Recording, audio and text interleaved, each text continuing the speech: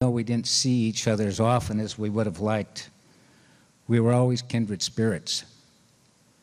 And I've always felt Ben kind of resting on my shoulder, looking over my shoulder all these years. And I will to the day I die. So the fun thing about our relationship is that we had similar tastes in art. We loved nature.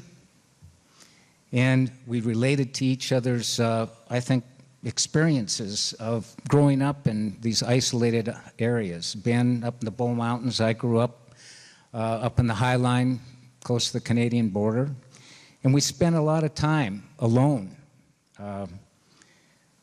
You know, quite a distance from the house or whatever. We either working with livestock or out on a tractor or whatever it may be. And it really did, I think, when I was talking with Ben, kind of shape certain aspects of how we dealt with survival. And he said, you know, this really was a help for him during his incarceration. So I'd like to talk a little bit about Ben as a teacher and a mentor. He just had it. He had that demeanor to be one of the greatest teachers you've ever had. And he gave 100%, and he expected 100% back from his students.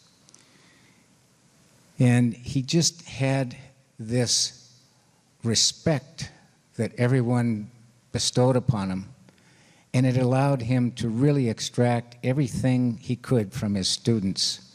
You left his classroom inspired and exuberated.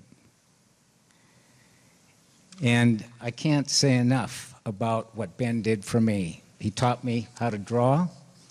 He taught me watercolor. He arranged for my first one-man show in my career at the First National Bank down in downtown Billings. He convinced numerous friends and fellow professors to buy my artwork. He was a great salesman because, you know, you just didn't say no to Ben Steele. And that helped pay for my college. That was Ben.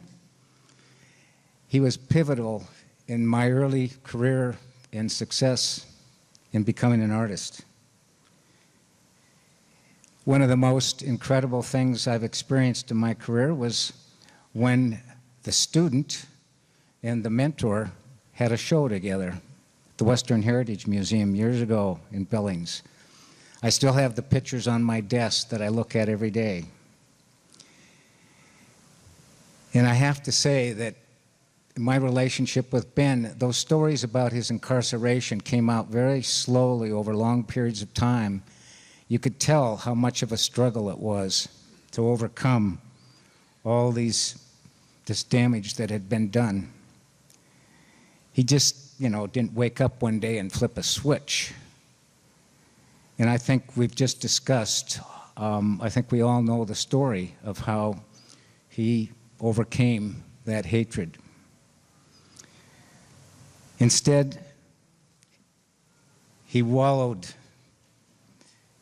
in, and he bloomed into this man of compassion and forgiveness, as Jan just explained. And I think Ben's example should be part of every child's curriculum in the new Ben Steele Middle School. The goodwill that Ben has been giving this world needs to be nurtured, and we need to educate all of those children so that they can spread it to the next generation forever and ever. So in closing, Ben had always said over and over again, art saved my life. Art saved my life. And now today, whenever I walk into my studio, I have a little watercolor that Ben gave me many years ago. It sits beside my desk. And it's a small little watercolor of this white-tailed deer just kind of gleefully bouncing through a meadow. And to me, this painting has become a metaphor of Ben himself. jumping over the adversities of life in a series of these heartfelt leaps and bounds full of kindness, humility, and courage. And I feel his spirit, his kindred spirit every day.